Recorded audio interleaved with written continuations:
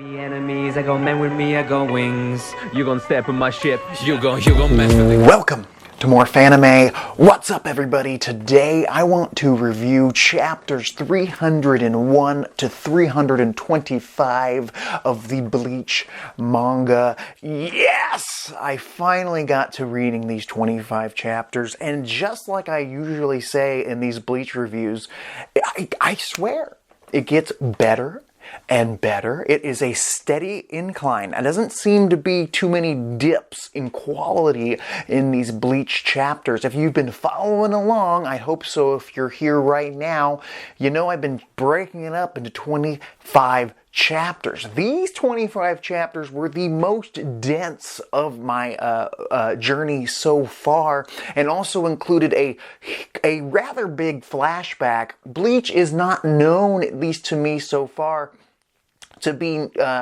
filled with flashbacks or repeated scenes, kind of like Naruto was. And I think because of Naruto's constant flashbacks in its anime and its manga and whatnot, more so in the anime, I see a flashback and I go, whoa, this could be terrible. But, you know, thanks to One Piece, I've learned that flashbacks could be some of the best parts of the entire story, and this one was pretty good. But before I get into that, we might as well talk about how this bad boy went down. It starts off with the rest of our crew getting saved. By crew, I mean Ichigo and his gang of, at this point, they are his, what would you call them? I would say they're allies now, him and the rest of the Bleach gang. They're still trying to save Urahara, of course. Chad has been out of action for a hot minute. He was one-shotted a while ago. I'm kind of worried that Chad, his day in the sun might be over. He just got his new transformation where he gets a second arm, a shield arm, an attacking arm, and then very quickly taken out. I just think that Chad's going to be that guy. Chad's going to get Yamcha'd, and there's nothing wrong with that. I still think Chad's a cool character, and I still think there's some development there, but I don't know if he'll be more than what he is right now. We'll have to wait and see. There's too many cool characters from the Soul Society to even give the humans an opportunity to shine, and luckily, I mean, I'm here for it because some of my favorite characters in this story are the Soul Reapers from the Soul Society, and they shine bright in chapters 301 to 325. Zomamari, this dude that has crazy abilities where he can develop all these eyes during his Bankai transformation thingy, and then if he can look at you with one of those eyes, he can take control of that body part, like your arm, leg, or whatnot. He even at one point takes control of Rukia, and I think he gets her to try and kill herself. But luckily, he wasn't facing no normal captain of a Soul Society squad. He was taking on one of the best, Byakuya, who honestly seems much stronger than he did back when he fought Ichigo. Maybe I'm just seeing things, but he obliterates this dude. This dude takes control of Byakuya's leg. Before he can even do anything with that ability, Byakuya slices the tendons in his leg. Then he takes control of his arm, and repeated, he slices the tendons in that arm, and Byakuya on one leg, one arm, goes absolutely ape shit on this Espada member, who I thought was going to be a much bigger threat. He looked like a threat, but gets handled by Byakuya, and I'm fine with it. I really am. And I think by the end of these 25 chapters, I kind of figured out that some of these Espada aren't really the top diggity dogs I thought they were. They're kind of being used as pawns by Aizen to trap Ichigo and the rest of the captains that went to save them and really leave the, Earth realm vulnerable, as we see in, further chapters going ahead. But before we get to that, Mayuri, the weird scientist guy who I really didn't like this guy. the first time we met him. He was an absolute psychopath, experimenting on his own experiments and people. And I can see why people don't like this guy. I can see how he can be rubbed the wrong way. But him being on your side, if you're not going to kill the guy, at least get him on your side. And he is a beast in battle. He's got a plan for a plan and another plan. He is a strategist, and he's got backup abilities and viruses. He's a scientist first and foremost, but at the same time, he's a tough SOB. His Bankai is creepy as all heck, and he takes on the his equivalent of a scientist type fella from the Espada and destroys that guy. His name was, oh god, Grands. He had was he the scythe wielding guy? No, that was Gilga. Gilga fought fucking my favorite character, Kenpachi, and that made me happy. Seeing Kenpachi in control, seeing Kenpachi having a good time. I was really expecting Kenpachi to pull out a new Bankai transformation with his sword, but not this time. No Suribabo. He just gets off on fighting. He really does. And he's like a bloodthirsty Rock Lee. And Rock Lee's my favorite Naruto character. And to see a character like this, Kenpachi, just slaughter this dude that actually gave Ichigo and God, what's his name? We haven't seen what's-his-face for a while. God, let me look up these guys. I'm sorry, I can't remember everybody's damn name. I will eventually. Grimjow and Ichigo kind of get the asses kicked by the same guy Kenpachi takes down. I mean, to be fair, he was probably tired, but Kenpachi, he shed some blood. He had all his gimmicks going on, his eye patch, his little hair bells, and his rusty old Zanpakuto, and he still won. Loving that. And again, I don't think I said this, but Mayuri, he used a crazy virus on the Espada member who was a psychopath like himself. But this virus type thing, infection, made him think that everything was moving at very slow motion. So basically, he died at such a slow, agonizing pace.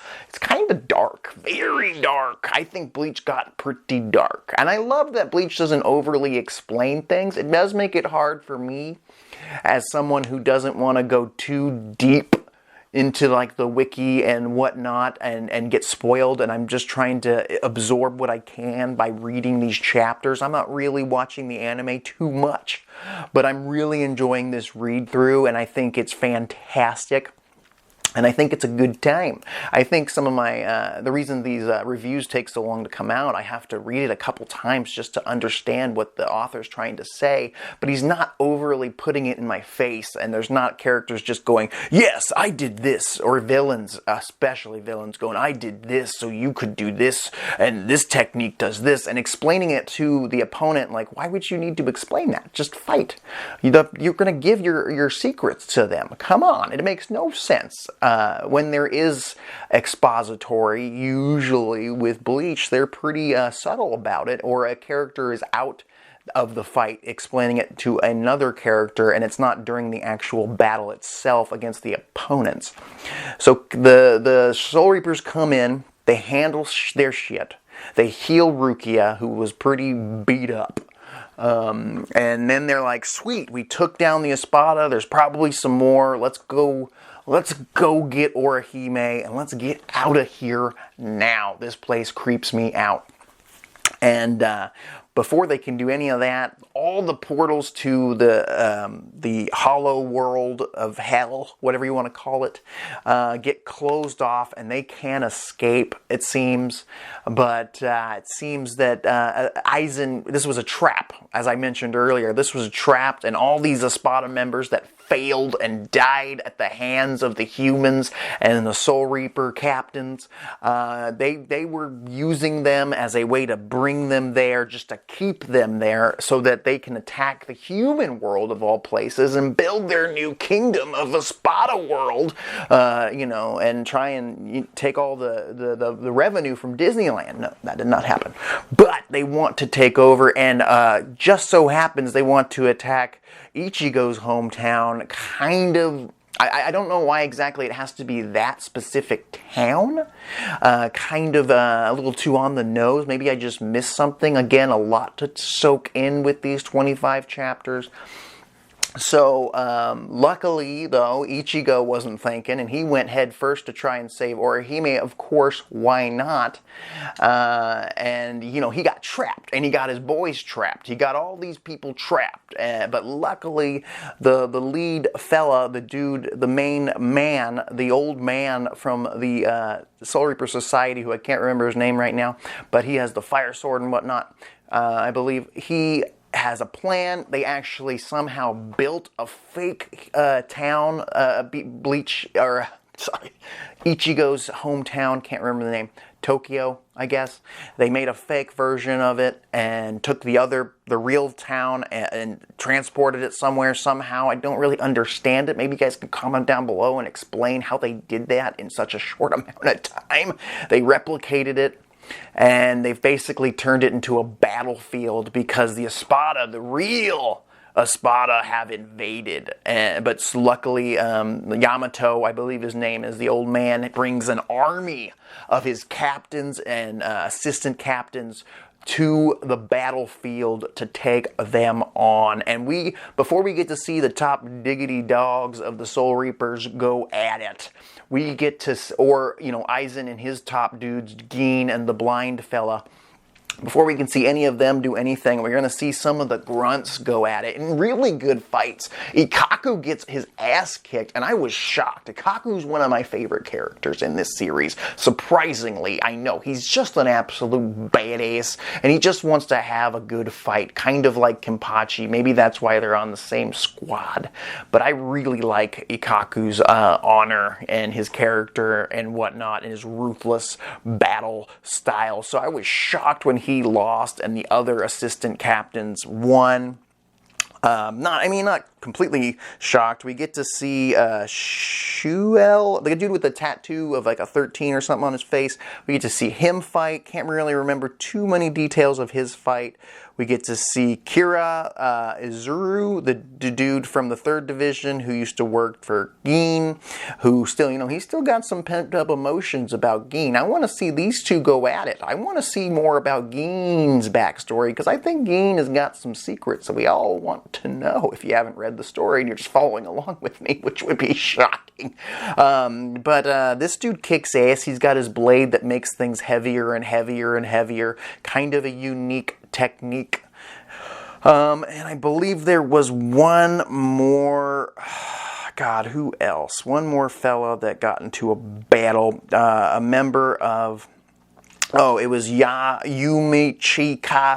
The Yumichika, I can't even say his name, but Ikkaku's best friend, he actually kicks some ass, uses his ability, and tries to hide his secret Bankai because it's just not beautiful, or I can't remember why. He's got a thing. He's not one of my favorite characters either, but just seeing Ikkaku beaten, that was kind of the end of the 25 chapters. Seeing him beat down really threw me off.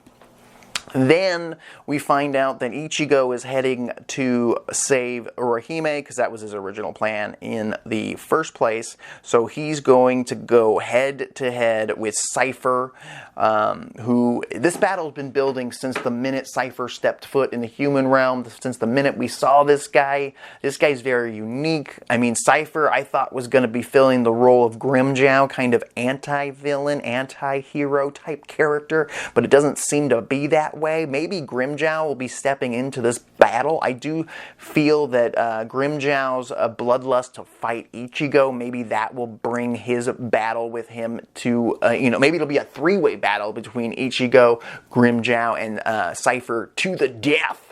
Maybe one will survive. We'll have to wait and see. I don't even know if Ichigo's going to join them in their fake human realm for their battle royale, but they got to fight Aizen, and he's a tough SOB. I really don't think Ichigo stands a chance against a guy like Aizen. I don't think any of them. Really. I mean, I want to see Kenpachi go against him. I'd love that. I don't think he'd win. It would make no lick of sense for that to happen.